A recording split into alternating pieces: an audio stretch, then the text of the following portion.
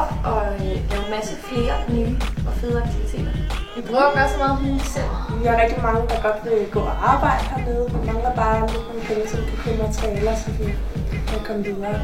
Folkets Hus er et af de få steder, der er tilbage på Nørrebro, hvor vi selv får lov at bestemme.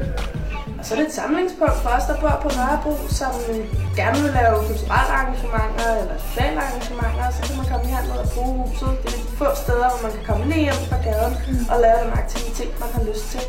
Og det er et sted, hvor man kan møde sine naboer, som man måske ikke lige snakker med til hverdag. Det kan man gøre hernede i Folkets Hus. Og derfor så er det super vigtigt, at rammerne bliver i orden, så der er flere, der får lyst til at bruge huset, og så huset kan rumme flere aktiviteter. Man kan holde en støttefest og donere pengene til Folkets Hus. Eller man kan overføre beløb til en konto.